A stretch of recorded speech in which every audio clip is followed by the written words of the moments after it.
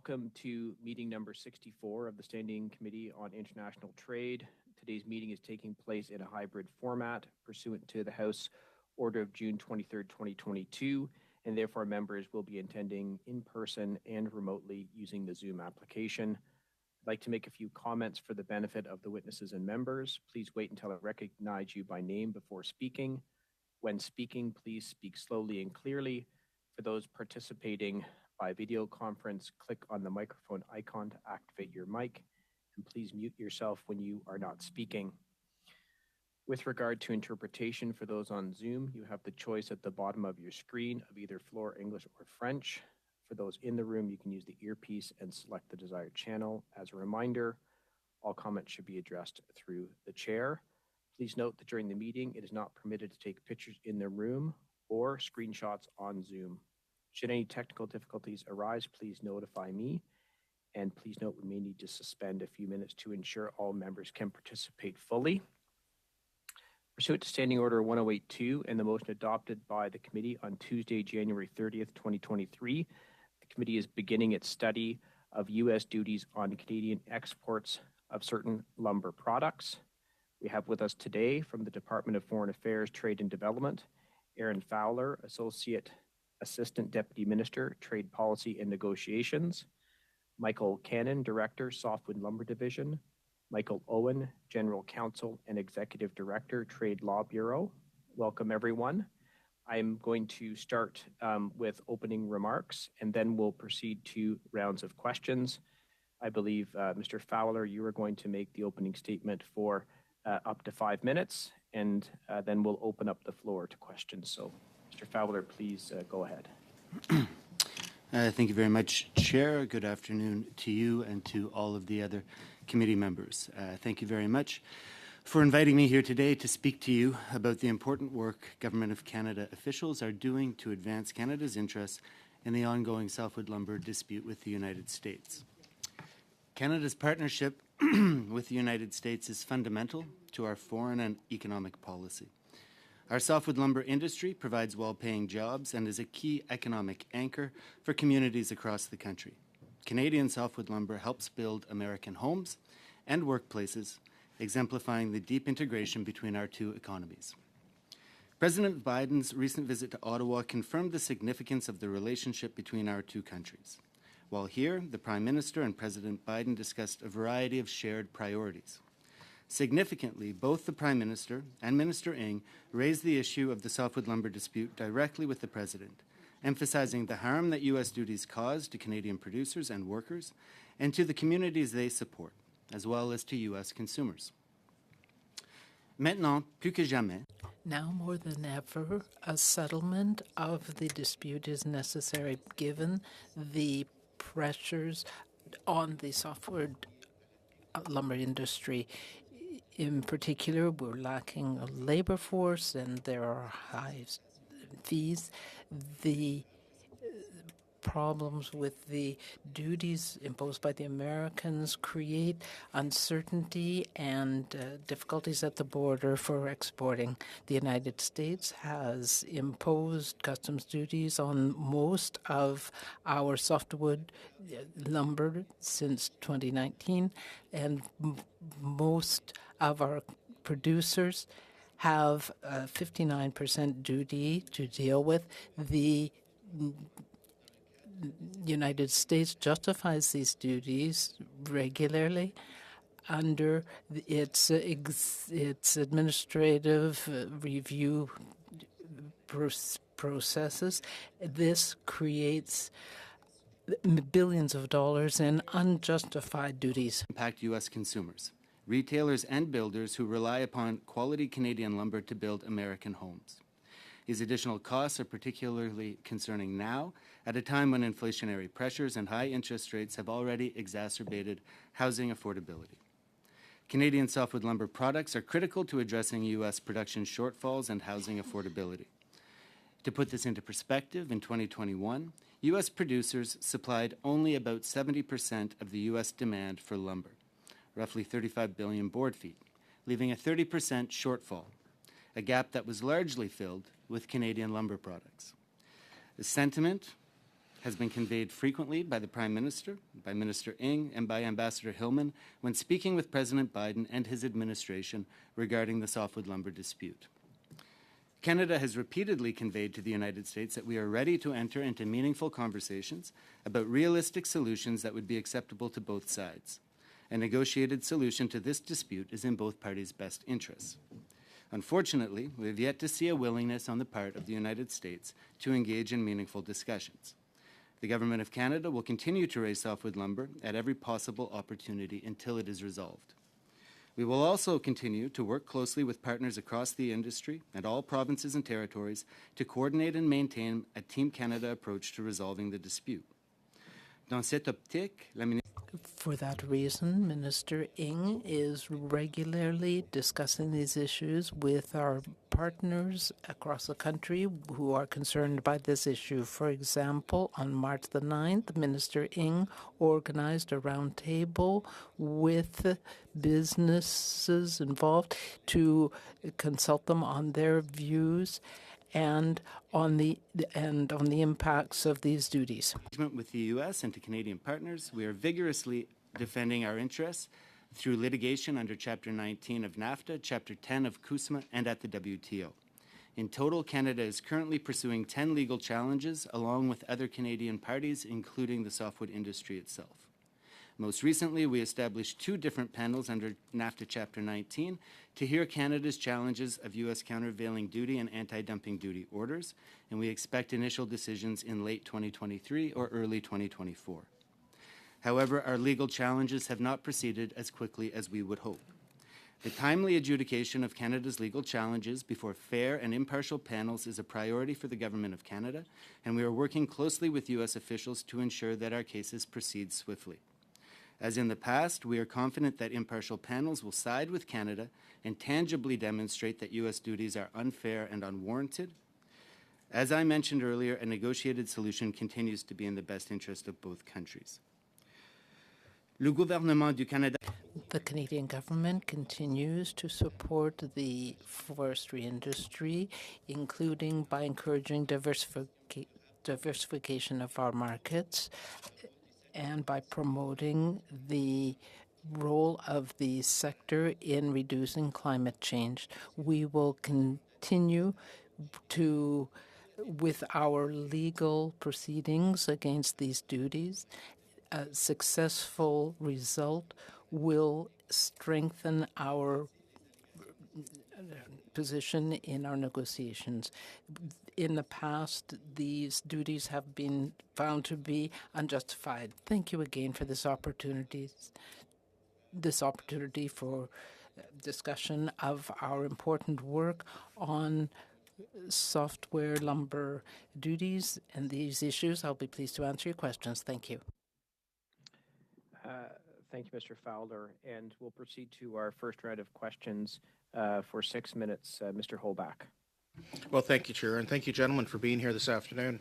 Mr. Fowler, I don't feel for you today, or I do feel for you today. You're defending something that's really tough to defend, and it's you're put in a bad spot, no question about it. You mentioned the comments about the minister has been meeting with the industry stakeholders commonly, yet when we talk to industry stakeholders, they say totally the opposite. They say that she met with them in March 9th, that is correct, but they had actually met a year earlier, and she had requested that the industry get together and put forward a name for them to work with in the ministry and the minister down in the U.S., and the name was David Naughton. So what happened in that year? Why did that not happen? The industry put the name forward, they did everything the minister wanted to do, and then it just went silent. So can you explain what happened there, why she decided not to conclude, or was there advice given from the department not to move forward, or what happened there? Thank you very much, Chair, for the question. Minister Ng held a roundtable, as I mentioned, on March 9th of this year. Correct. Just in time for the Biden visit. She has also held roundtables with similar group of companies in 2021, again in 2022. As you can appreciate, ministerial engagement is only one avenue by which the department and the Government of Canada engages with the sector on this important file. So then would it have been their department's fault for not taking the members or the association's members' person, Mr. McNaughton, and forward it through, or is it the minister's fault that didn't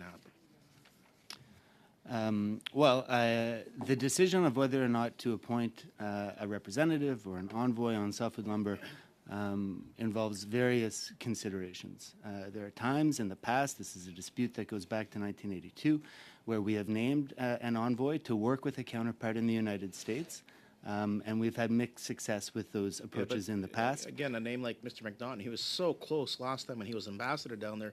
At the last minute, it didn't happen, but he was very close. So here's somebody that knew the industry, knew the U.S. He checked all the boxes as far as they're concerned. They were happy with him. Yet somehow or some reason between either the minister's office or your office, it didn't happen. And I guess they want to know why. Well, thank you again, Chair, for the question. As I said, there are various considerations that go into whether to appoint an envoy, when to appoint an envoy, and who that envoy should be. I don't think anybody questions the expertise of the former ambassador. The considerations that be in the matrix that makes that decision, could you table what those considerations would be so we could look at those? Well, in the past, when we've used an envoy, there has typically been either the prospect for imminent or ongoing negotiations with the United States. So then at the time, there was no negotiations with the U.S. and no hope of having a negotiation. So you felt it just wasn't worth putting the effort in? Is that what you're saying? Mr. Chair, I appreciate that you would like to answer the questions that you were asking, but if you would like me to answer the questions you were asking, then I'll need a couple of seconds to do that. There are no negotiations ongoing with the United States on softwood lumber. There's nothing. Okay. There are discussions, regular engagements and discussions, but formal negotiations, no. The United States has made public statements to suggest they're open to these negotiations, but in reality, we've seen nothing to suggest that the United States is open to negotiating a settlement on softwood lumber at this time. I'm going to keep going here. We've got roughly $7.5–8 billion in tariffs collected at the U.S. Is the government willing to backstop that money for the producers that have out that money? So is the government willing to say, hey, we'll make you whole. We'll give you, what last time we settled at 75%. So are we willing to take 75% of that $8 billion and give it to our producers now? Because they're really hurting. They can use the cash. Lumber prices used to be around $1,200–1,600, 1,000 board feet. It's sitting around $300 a board foot right now. So has there been talks in the industry about how the government could actually come in and prepay in lieu of collecting that tariff once you do negotiate a settlement?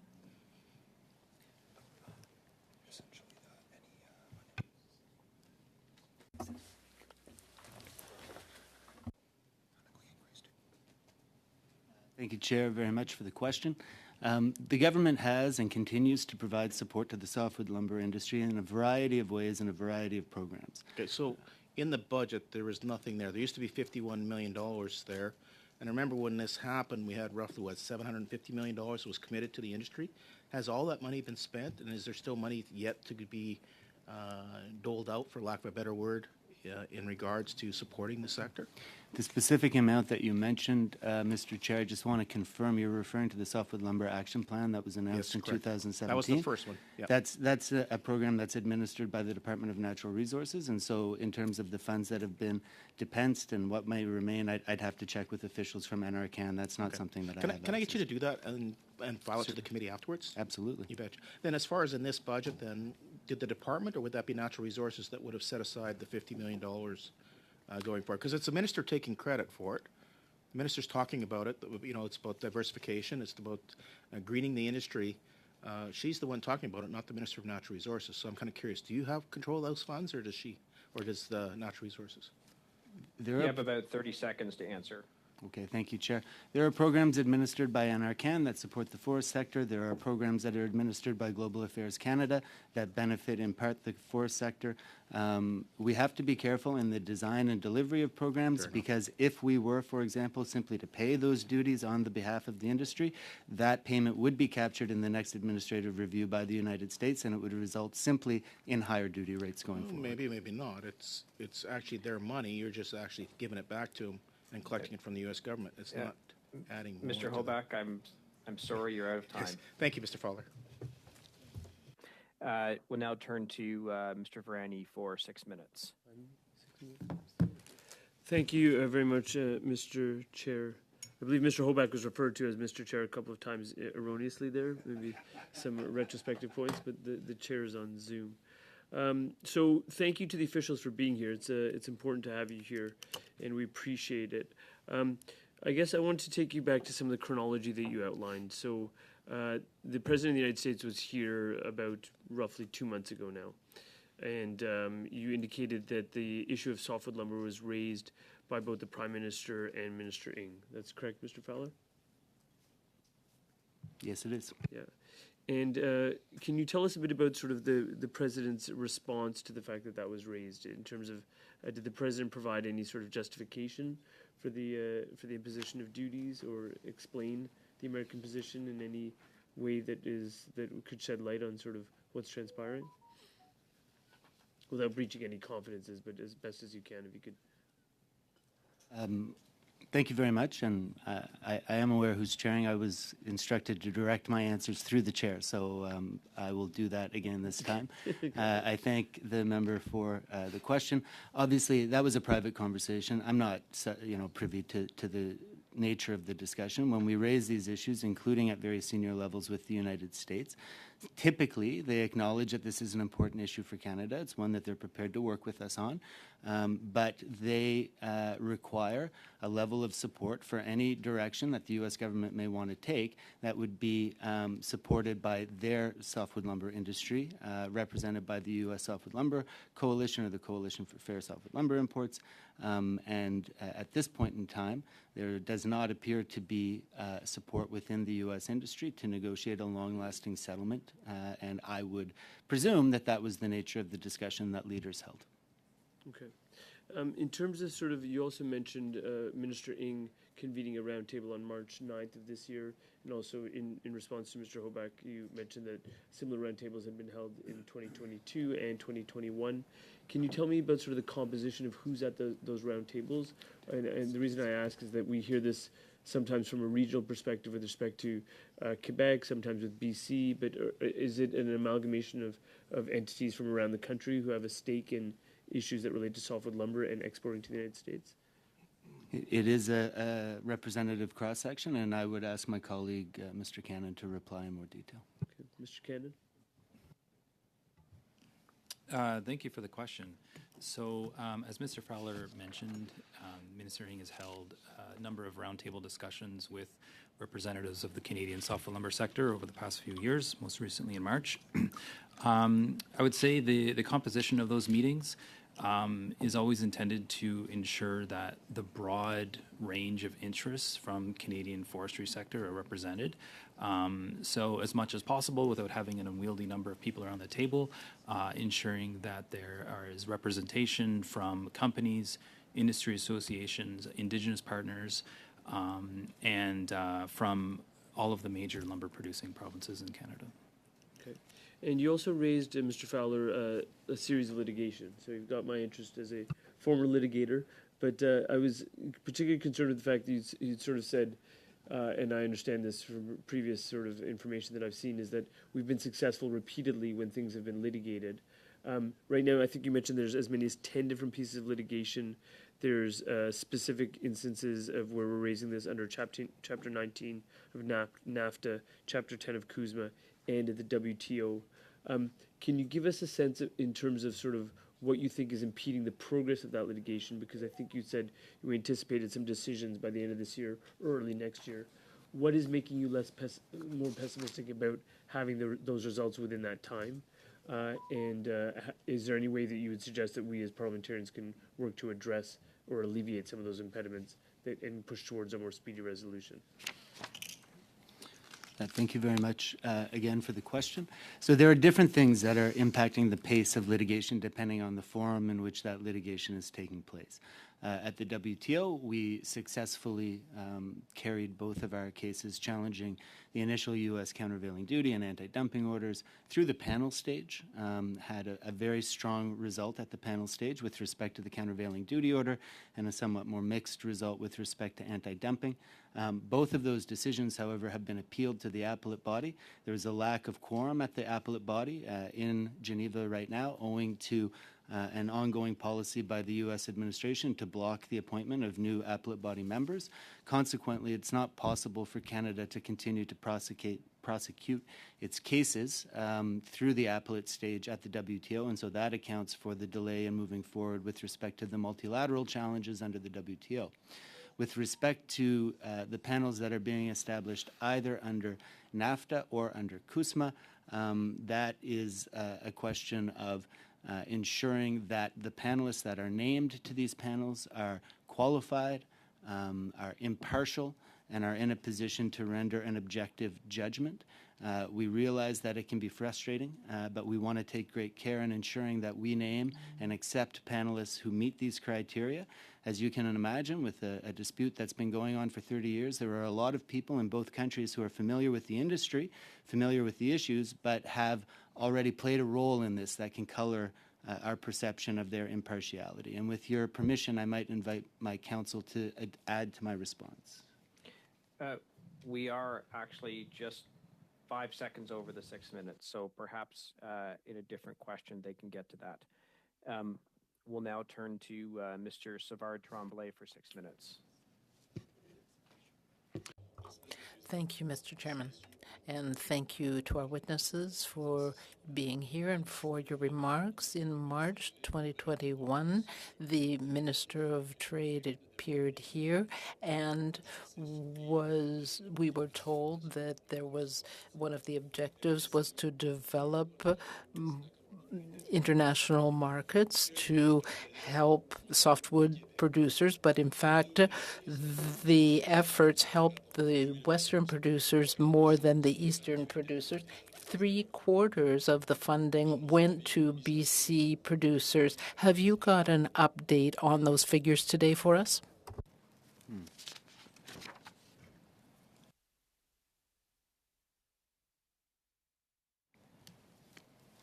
Merci beaucoup pour la question. Thank you very much for the question.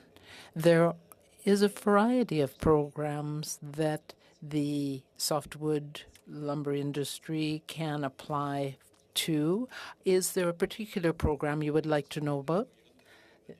Yes, the market development program. And we were told that 3/4 of the funding in 2020 by 2021 had gone to BC producers. Do you have any updated figures? Je n'ai pas les détails. I don't have the details about where the funding was spent, a breakdown by province, but I can come back to the committee with that. Please do that if you could provide us with an update to the committee. Another question. In 2022, we carried out a study about trade with the U.S., and there was a part of that that focused on softwood lumber, and one of our recommendations was for the government to deal with the amounts of duties that were collected by the United States. Has that money been restored to Canadian producers, and if so, in what amounts? Thank you. Thank you very much for the question. Duty amounts that have been collected by the United States to date continue to be held by the U.S. government. Our litigation strategy is focused on achieving litigation victories that will ultimately result in the full refund of those unjustified and unwarranted duties to the Canadian industry. But as I mentioned, our litigation strategy continues to move forward, not as quickly as we would hope. So where are we in terms of refunds to producers?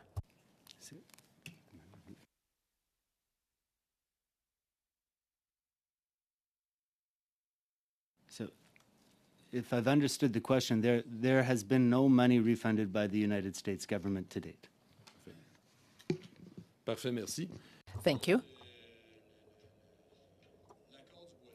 In the softwood lumber agreement that was negotiated and finished in 2016 based on earlier efforts, we found in our study that the Government of Canada should set up a framework for a new agreement with the Americans. That was the recommendations. What prevented negotiation of a new agreement? We were able to negotiate COSMA, but why didn't we deal with all the irritants? Well, thank you for that question. The short answer is that we have to have a partner to dance with, and our partners are not willing to engage with us to find a long-term solution, and that is why we don't have an agreement to this point. So in 2016, there was an agreement that had been reached. Perhaps we don't all agree about how good that agreement was, but there was a dialogue. So why, after 2016, hasn't there been an effort to reinstitute that dialogue? The chair that Michael occupies in 2016, when the last agreement was coming to an end, I can tell you, because I was involved in those discussions, that we tried very hard to renew that and extend that agreement. And when the agreement could not be extended, to renew it. When that could not be done, to put in place a new agreement that would result in continued managed trade situation with the United States and no gap and no reimposition of U.S. trade remedy duties. We engaged with officials of the Obama administration, and then following the entry into the White House of the Trump administration, we engaged with Trump administration officials. Under both governments in the United States, there was no appetite to extend, renew, or negotiate a new softwood lumber agreement in 2016 or 17, and that has continued to be the case until today. So, Mr. Chairman, just before I continue, how much time do I have? Oh, so I have 20 seconds. I'll go to the next round then. Thank you. Thank you very much, Mr. Savard-Tremblay. We'll now go to Mr. Cannings for 6 minutes. Well, thank you, and thanks to the witnesses for being here today. I just want to get some clarification on some of the answers. From what I understand, the victory in litigation would be the return of the fees, the fines, tariffs that have already been collected, whereas the victory in negotiations would be a long-term settlement of this dispute. Is that how it's best framed? Thank you for the question. I think that's a fair characterization, but I would also say that these two elements of the Canadian strategy are linked. And we know from past practice that as Canada enjoys success on the litigation front, the appetite in the United States, including amongst U.S. industry, to come to the table to negotiate a long-term solution increases. And so the litigation strategy is itself a fundamental part of Canada's long-term negotiation strategy. Okay, and you said there's 2 panels under Chapter 19 of NAFTA that are in place now. You haven't named the members of those panels, I understand. What aspects of the dispute are they looking into?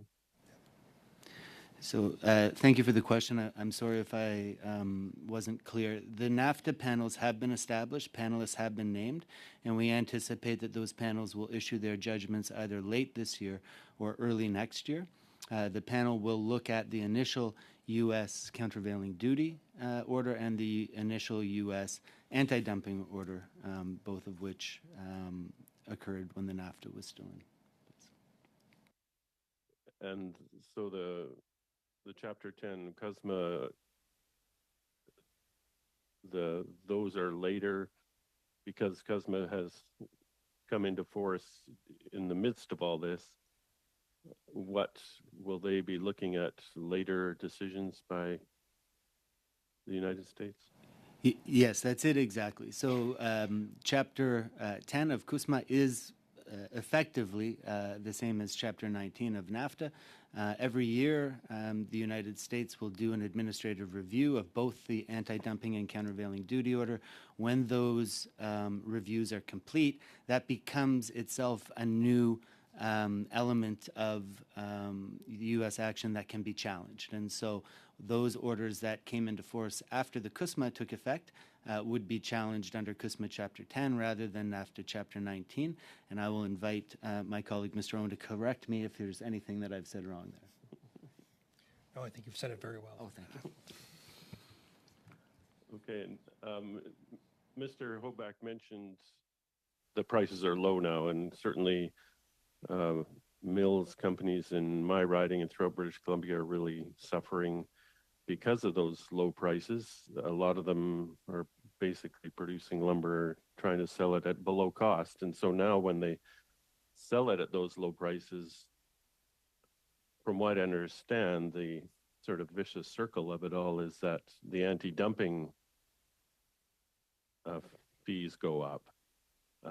So when the companies aren't getting enough pay for their products in the States because of low prices, they are also forced to pay more tariffs. Is that a fair statement? And I know there might be a time lag, but I'm just wondering how that works. I think you can say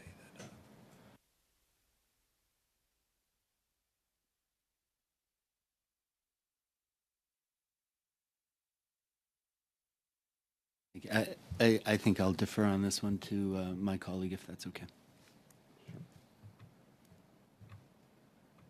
Sorry, my apologies.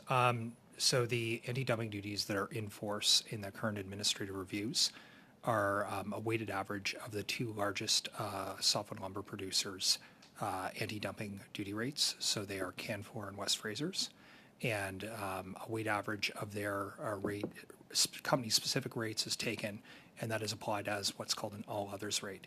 So the dumping duties that are paid currently would be an average of those two companies' dumping rates. I think what you're getting at, though, to answer the question a bit more directly, is true. Generally, when market conditions are a little bit poor, dumping duties can go up, but they're ultimately determined by the commercial decisions and the pricing of the companies that have those two companies that I mentioned just a few minutes ago. Okay, then I think I'll just finish with a question. In a couple of weeks, this committee is going to be traveling to Washington, D.C. to talk about a number of issues, but softwood lumber will certainly be on our minds. And I'm just wondering if you have any advice as to how we might try to make some progress or understand better what is causing this incredible delay in solving this issue that's so important to all of the country. About 30 seconds. I appreciate that question very much. I think if you continue to reiterate Canada's interest in finding a solution, continue to reiterate the economic importance of this sector to Canada, and continue to highlight the unfortunate costs and consequences to U.S. consumers at a time of high and increasing housing prices already, it would go some way to reinforcing the messaging. We also have allies in the United States, such as the National Association of Home Builders, housing affordability groups, and others who I'm sure would be very happy to hear your perspectives and those of the committee. Thank you. Yeah, we'll be talking to them. Thank you very much, Mr. Cannings. We'll now start the second round, and we'll go to Mr. Carey for 5 minutes. Thank you, Mr. Chair. And it's important, Mr. Varani brought up the chronology. And I remember in 2006, I was a Parliamentary Secretary to Industry, the Harper government. We did get an agreement. I'm glad that you were there near the end. And then we had the original TPP, which people forget was actually the original NAFTA renegotiation. It was Mr. Obama's deal. It was an all-in deal. Our Prime Minister walked away from it and aggravated a lot of our trading partners, and I worried about that at the time. But there was some news that seemed to be positive news. In March 10th in 2016, I'd like to read with you an article from Reuters. The ongoing U.S.-Canada trade irritant over softwood lumber is expected to be resolved soon. Both countries' leaders said on Thursday regarding the years-long fight over pine and other such softwood. U.S. President Barack Obama, Canadian Prime Minister Justin Trudeau, speaking at a joint press conference, said the issue came up at their meeting at the White House, but that the negotiations were ongoing. and I want to come back to that. I'm confident we're on track towards resolving the irritant in the coming weeks and months, Trudeau said at the trade dispute, which stems from an expired 2006 softwood lumber export agreement. Obama added, this issue of softwood lumber will get resolved in some fashion. It's been a long-standing bipartisan irritant. So that was in 2016. Negotiations were ongoing, and Mr. Obama and Trudeau instructed Michael Froman, which you may remember, and Chrystia Freeland to avoid another protracted dispute over softwood lumber and report back within 100 days. Are you aware of what the results of those meetings with Mr. Froman and Madame Freeland, did they meet? Yes, they met on a number of occasions. And what were the results of those meetings? Were there negotiations or were there just talks? So there were negotiations. In March of 2016, the 2006 SLA was still in place and was still operating. The nature of the discussions at that time was related to either a renewal or an extension of the agreement that was already in place. Those negotiations continued and incorporated elements related to the possible negotiation and structure of a new agreement that would have different aspects to it, up until the point that the United States reimposed duties on Canadian softwood lumber exports in 2017, at which point negotiations concluded and the litigation phase of Canada's strategy to manage this file began, although we have always been very clear that we remained poised and ready to negotiate with the United States at any time. So basically they fell apart, unfortunately, at that time. Now, in June 2016, there was a suggestion from industry way back when that the two countries could appoint a mediator. Do you know, was there any discussion back then, or were there any names brought forward? We know that Mr. McNaughton was just in March, that name was brought out, wasn't it? In March of this year, right? Yes. Yeah. Were there any other names brought forward, and then what were the results, and why was a decision made not to appoint somebody that could help in the mediation, or at least to get the issue resolved, because it's been since 2016? On that particular one, I would have to go back and check the records as to who may or may not have been suggested as a possible mediator in 2016. It's been some time, as you can appreciate. As a general rule, I think we would be hesitant to accept a binding mediation type of an approach. We want to ensure that any deal that we sign is a good deal, that it has the support of the softwood lumber industry, not just the major producers, but a deal that reflects and protects the interests of producers all across the country, because it is a very different industry in different regions of Canada. There are risks, I think, to a mediator-led approach, although it was, as I recall, discussed at that time. Now that, it seems right now there's a housing shortage, and it appears on both sides of the border, both governments want to get homes built. And as you mentioned, there are associations in the United States that actually are on our side. They want to get Canadian lumber there. It seems like everybody's on the table, except the government isn't even able to open a negotiation. Now, what associations has the minister engaged with in the United States? What meetings has she had in order to engage American stakeholders to help Canada in resolving this issue that's outstanding? Well, I would have to come back to you with an exhaustive list of the groups with whom the Minister of International Trade has met in the United States. We do meet regularly at the ministerial and officials level with the NAHB and with other groups. We've also held meetings directly with representatives of the U.S. Softwood Lumber Coalition in the past. I think it is really important to understand, if you want to appreciate the dynamics around the negotiation of a deal, the role that the U.S. Lumber Coalition plays in all of this. Because a long-term deal requires them to suspend constitutional rights that they have to petition the U.S. government for a redress of unfair trade practices. If they are not prepared to suspend their constitutional right to protect to petition the government, then there would not be much value in a long-term deal, because it could be undone through a petition on behalf of the U.S. industry at any point in time. So their buy-in really is critical to putting anything in place for any lengthy period of time. I do know that it is possible. We've had agreements in the past, and it's just very frustrating for industry to see how long it is. And if you could, if Sorry, you could I was table those on lists. mute.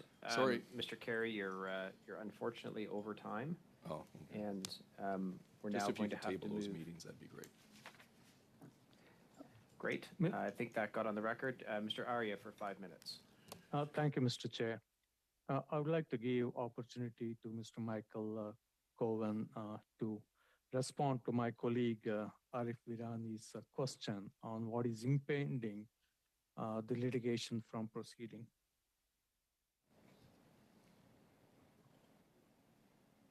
Thank you.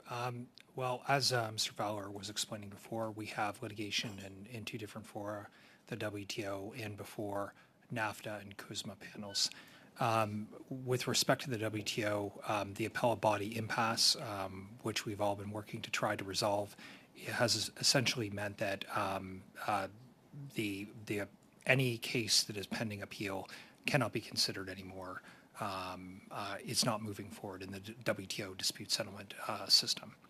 With respect to NAFTA and CUSMA panels under Chapter 19 and Chapter 10, that's essentially a system that's set up where the NAFTA or CUSMA panel steps into the role of the Court of International Trade, which is the court of first instance in the United States, that considers whether or not the imposition of duties is in accordance with U.S. law. In that context, we've had delays and problems with the nomination of panelists, and we are committed to working with the United States to ensure that panelists are impartial because, as Mr. Fowler touched on before, there are very many practitioners in trade in Washington, D.C., but a lot of them have touched softwood lumber. And I think one of the issues that we've had is that when panelists have been put forward, sometimes we've had concerns over their previous involvement in the case. I hope that helps. Mr. Chair, I have a question to Mr. Fowler. Mr. Fowler, you mentioned that discussions are going on, but there is no indication when the negotiations can begin. Hopefully, sooner or later, the negotiations should start. And when the negotiations start, do you expect the bill C-282, if it becomes a legislation, if the legislation passes, if the bill passes and it becomes a legislation, will it affect the negotiation? Thank you. No previous round of this dispute and no previous softwood lumber agreement has contained provisions that would in any way implicate the supply managed sectors. So I can't imagine a scenario where our inability to take commitments with respect to those sectors would have any bearing on the prospects for successful negotiation of a long-term softwood lumber agreement. No.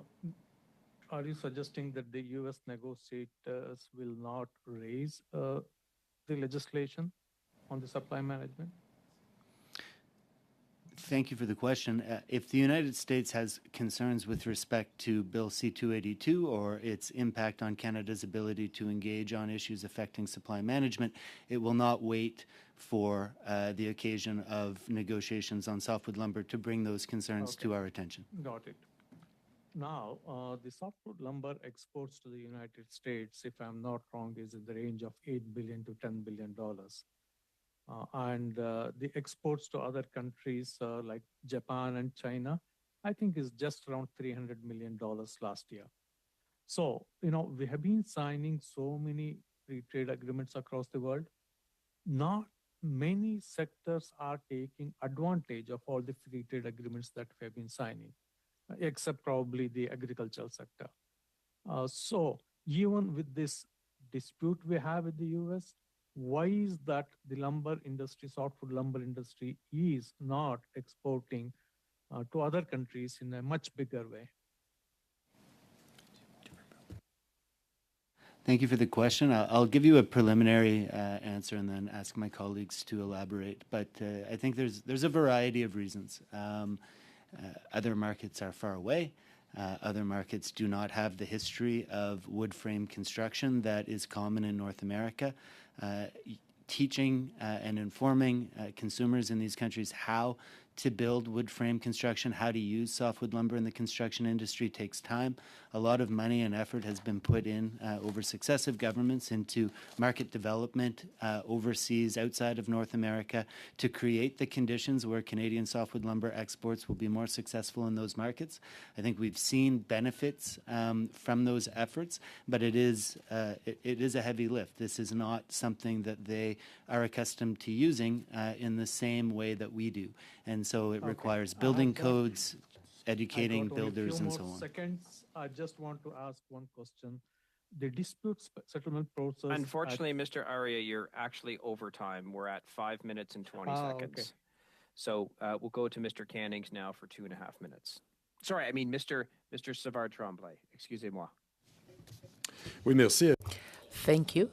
You were talking about the lack of appetite by the Americans to negotiate, but the National Building Association in the housing sector realizes that there is a crisis. We know that there is a lack of housing in the United States, and the industry is therefore against these tariffs. They want to be able to access Canadian lumber. Is there any access to them, and are they lobbying the politicians in the U.S.? Thank you for the question. Yes, we have contacts, excellent contacts with the NAHB. We've worked with them over successive rounds of this dispute going back many, many years. They do strongly support the Canadian view. They understand the importance of access to Canadian softwood lumber to support the efforts of their members and to ensure affordability for housing in the United States. Unfortunately, it is not the construction industry that is bringing these trade actions to the Department of Commerce. It is the softwood lumber industry in the United States that is petitioning for trade action. And so we can have allies, but we need to have more than just allies on the construction side in order to move the needle on this file. Well, that leads me to my other question.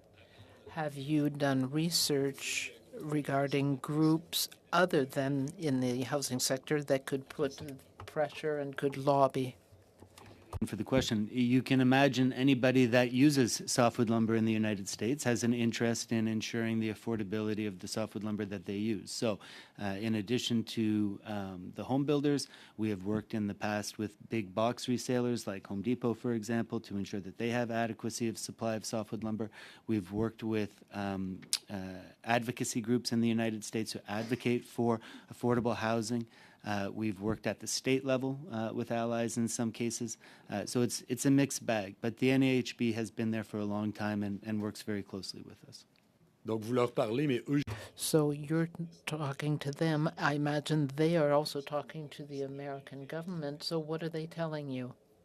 Ils ont des alliés. Well, they have allies in Washington as well, but the softwood lumber industry also has allies in Washington. And we'll now go to Mr. Cannings for 2.5 minutes. Okay, I'd like to get back to the WTO question and the lack of quorum at the appellate body. I'm just wondering if you could provide some information on where that is right now, what the prospects of the Biden administration stepping in and actually fixing this, or what's the general view in Washington about the WTO? I think I'll defer to Mr. Owen on this in the first instance. So with respect to WTO dispute settlement reform, there are active negotiations ongoing in Geneva to try and reform the system. This came out of, or the genesis of this was the 12th WTO ministerial conference, where members agreed, including the United States, that they would work towards the restoration of a fully functioning WTO dispute settlement system by 2024. I think, many of the members would like to see that happen at the next WTO ministerial conference, which is February 2024, although I think the U.S. views it as perhaps longer than that. Currently, we're in the third phase of negotiations. The U.S. set up sort of a framework for these discussions. They're led at the legal advisor level in Geneva. So I work actually with my counterpart in Geneva on these negotiations. And they've come to a point where there are 12 sort of core interests that are being discussed. One of them is U.S. concerns over the WTO appellate body, which the U.S. has criticized quite extensively in the past. And we're now at the solutions phase, which is being led by a facilitator in Geneva.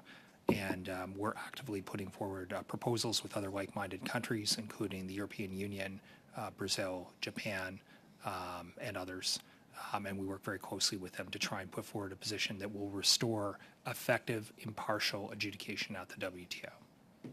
I hope that helps. Yeah. So 15 seconds.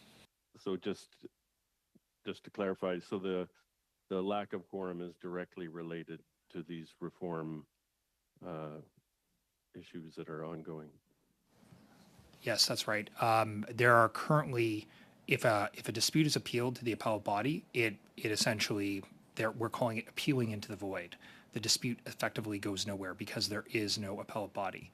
There are a group of countries, including Canada, that are party to the multi-party interim appeal arrangement, which is sort of a workaround. But not all countries are party to that, and not surprisingly, the United States is not a party to that. So while you can proceed with dispute settlement, and there have been a couple cases now through the MPIA, and you can proceed through the WTO dispute settlement system, we unfortunately can't in this case. Thank you. And so we'll now go to Mr. Baldinelli for 5 minutes.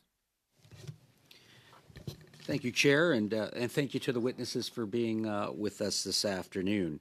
I just want to follow up on some of the comments and documents that resulted from Budget 2023, and it was identified there that Global Affairs Canada was to be provided with up to $51 million over 2 years to continue supporting Canadian responses to U.S. softwood lumber duties and efforts towards a lumber agreement and reaching one.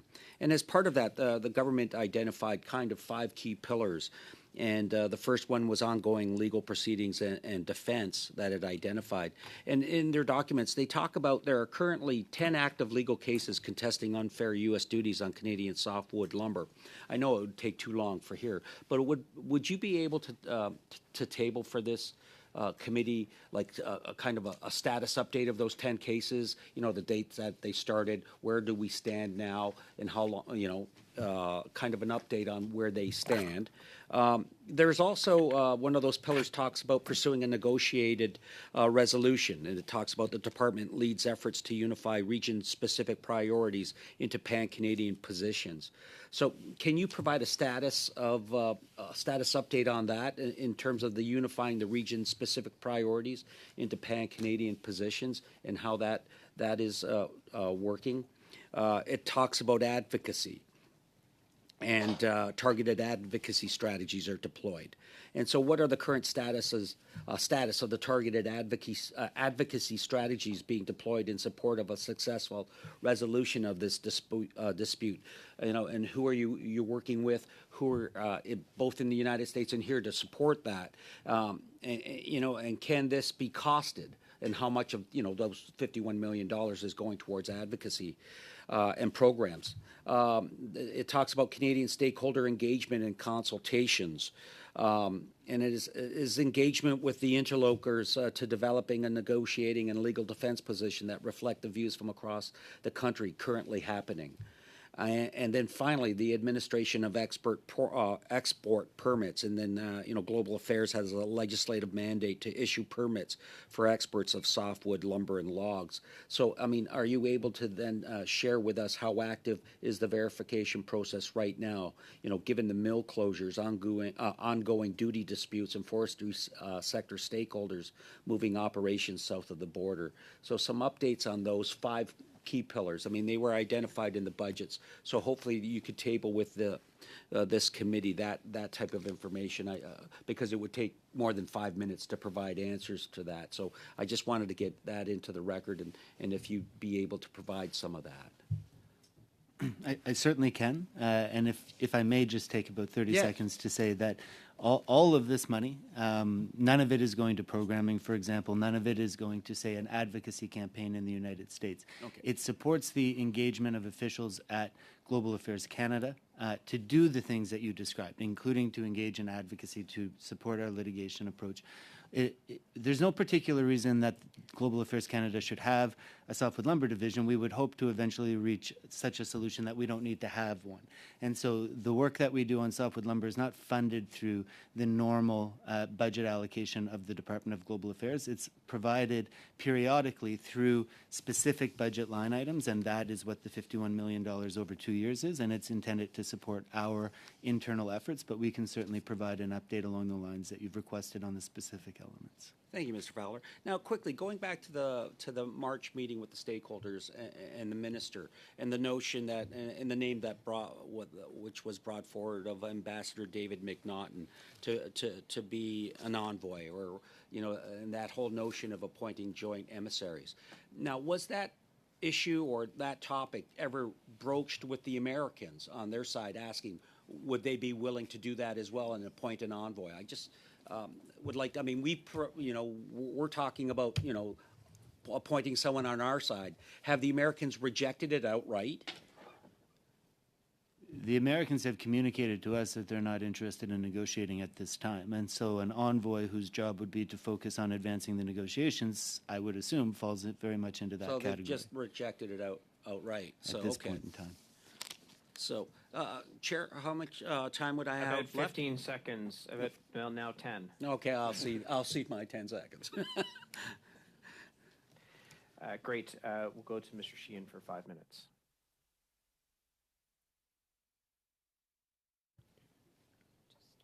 I think Mr.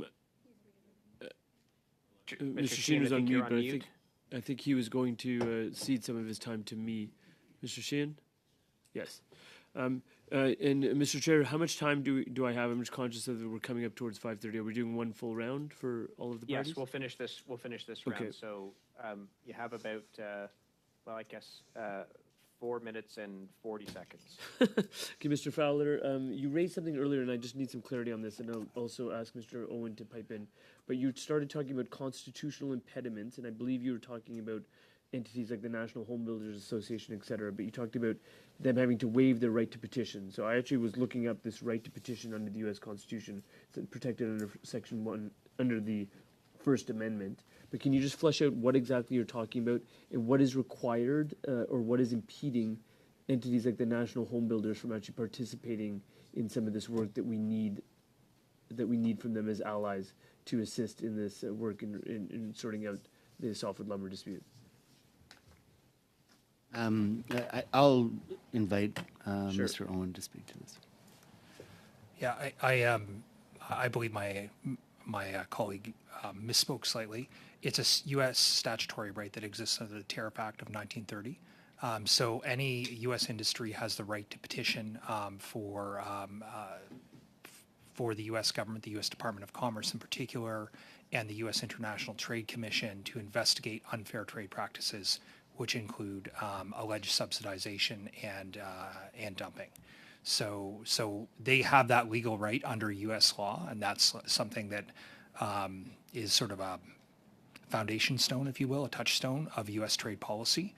And in order for us to conclude the 2006 softwood lumber agreement, one of the things that the U.S. Lumber Coalition had to do was have a substantial majority of its members essentially waive their right to that statutory right to start a new petition.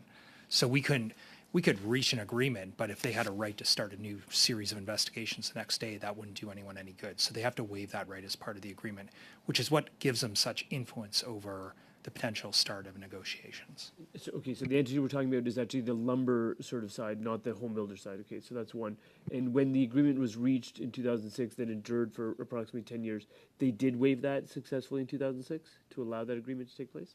Yes, that's right. So the U.S. industry at that time, after a series of litigation losses, essentially we reached an agreement with them, and that endured it up to about 2013, and then it was extended for 2 years after that as well. Okay, so this is just starting to become clear to me. And then the litigation strategy you're hoping informs, again, the same sort of movement in the same direction, win some litigation, hopefully compel them to waive their rights yet again so we can reach another agreement. But now we're in this chicken and egg situation because these appellate bodies, specifically the WTO one, has not been constituted, and the United States is stonewalling on reconstituting it. Is that fair? I think it's a fairly good encapsulation of the general approach that we're taking, but I would say it's our litigation across all the fora, not just the WTO, that we'd like to see move forward to support that approach. Okay, and at one point you said that there's no problem with there's a problem with the WTO body, but does the issue about not finding decision makers apply equally to NAFTA and CUSMA, or are there decision makers in place for NAFTA and not for CUSMA? Can you just clarify that? Go ahead. So just for point of clarification, NAFTA Chapter 19, when they moved it into the new CUSMA agreement, it became CUSMA Chapter 10. So when you're talking about one, it's just sort of, it's the exact same thing. And yes, we have constituted NAFTA panels right now. The first panel is going to hold its first hearing in early June. That's the anti-dumping panel. The countervailing duty panel will hold a hearing at the end of September. The CUSMA panels, we have started constituting the CUSMA panels for the first administrative review, and we have a partially constituted panel, and we're currently in discussions with the U.S. on that. Okay, and Mr. Canning's took you to a bit of WTO reform. Obviously, we have this Ottawa group that Minister Ng actually leads on WTO reform. Has this issue about the appellate bodies been raised in that venue in particular? And if it has there been any traction? This issue about constituting appellate bodies? Thank you for the question. Yeah, the Ottawa group is really focused on different aspects of WTO reform and WTO modernization to improve the operation of that institution and to ensure that it continues to be sort of relevant and at the center of global trade policy. The appellate body impasse is obviously a very big issue. Underpinning it is U.S. interest in reform of that particular aspect of the institution, and the Ottawa group has discussed modernization and reform specifically related to the DSB in at least some of its meetings. Thank you. That's your time. I'm going to ask my colleagues to indulge me just with the chair's prerogative. I want to ask sort of two quick questions. Mr. Fowler, has softwood lumber disputes with the United States ever been resolved through litigation, whether it's at the WTO or under NAFTA, or has it always been a political solution?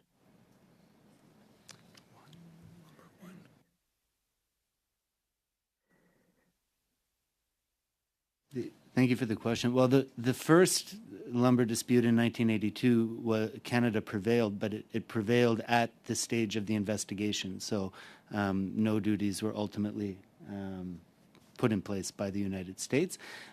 Subsequent rounds of the dispute has always been, I think, a combination of litigation and a negotiated agreement that managed trade between Canada and the U.S. in the softwood lumber sector for a period of time.